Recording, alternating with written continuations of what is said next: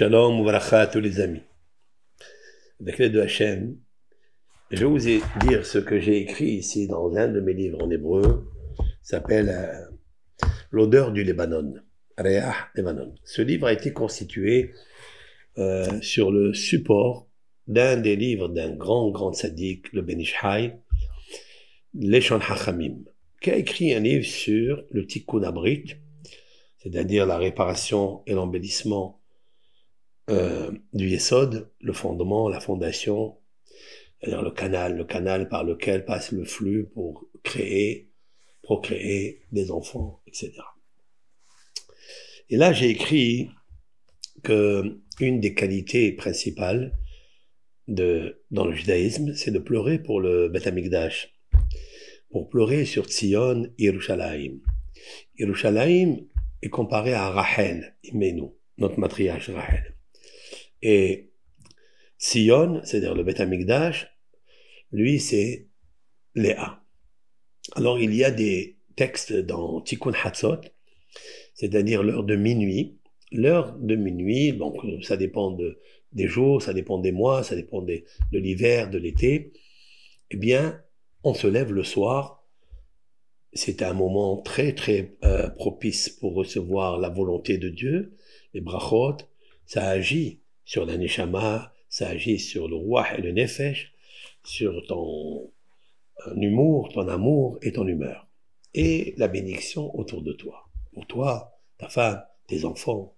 S'il y a des enfants qui ne sont pas encore mariés, eh bien, Tikkun Hatzot est une pièce favorable, vitale, pour que cela arrive. Et là, j'ai écrit quelque chose dans la page 510.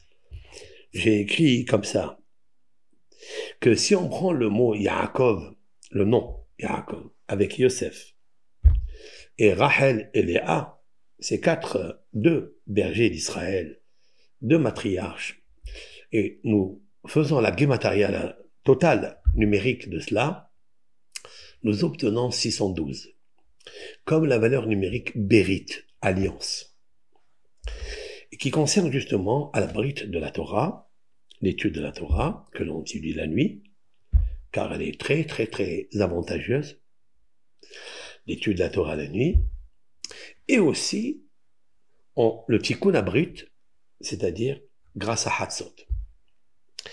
J'explique ici que toute personne qui arrive à faire Tikkun Hatzot avec enthousiasme, il pleure dans les versets de Rachel, parce que Rachel, elle avait quelque chose de particulier, elle a souffert énormément.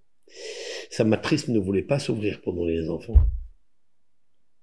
Léa, elle a eu plus de facilité, parce que Léa, elle pleurait avant. Léa raconte, et les yeux de Léa étaient fins et abîmés, d'après certains textes, l'explication bien sûr. Eh bien, grâce à ça, l'Éternel, il l'a béni de 6 enfants. Les premiers enfants qui sont sortis, c'est de Léa. Et elle a donné la royauté, la prêtrise et les prophètes. Et jusqu'à la fin des temps.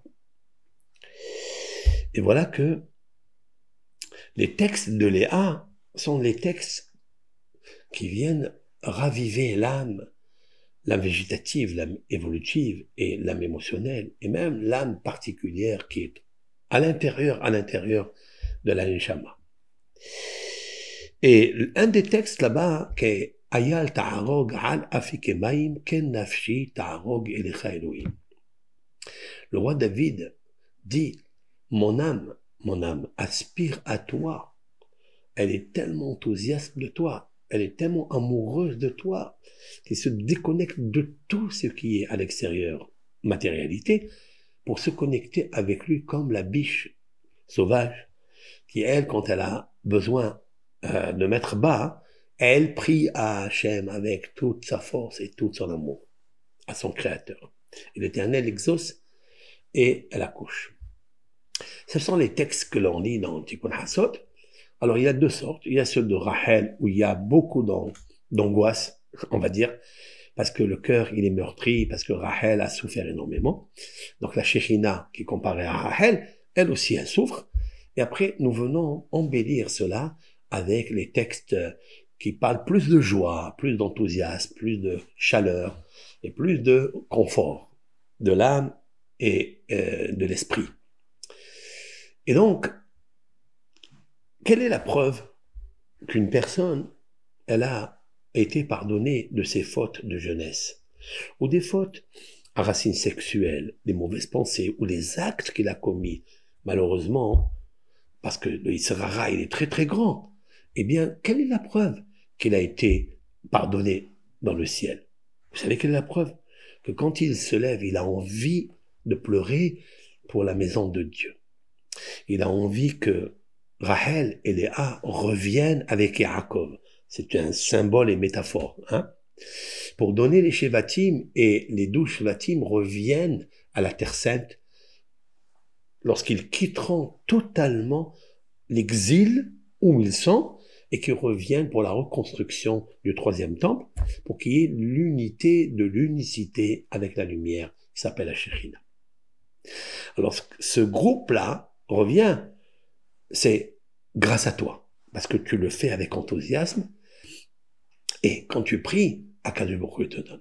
Donc vous voyez, quand tu as été metaken le Bérit dans la valeur numérique, Yaakov, Yosef, Rachel et Léa, valeur numérique 612, valeur numérique Bérit, tu as reçu le tikkun à Bérit. Mais si tu es encore froid, et des fois comme le congélateur, où ça te dit rien le tikkun hassot, ça te dit rien la destruction de Akadosh Baruch Hu.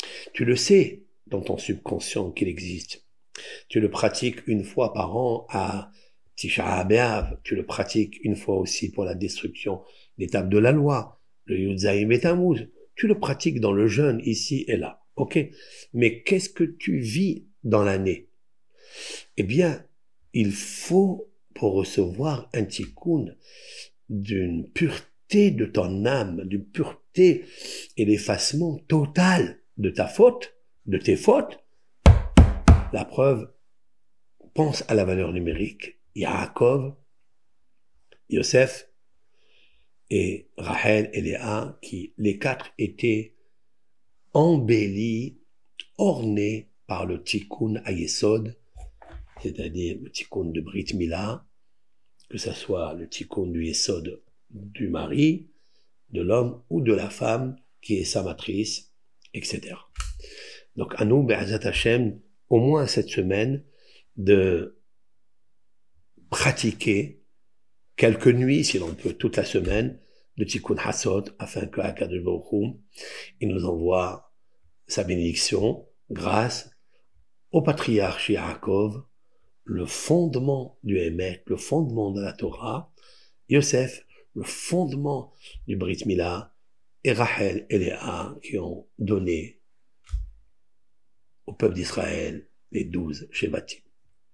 Kol Tov et bonne semaine.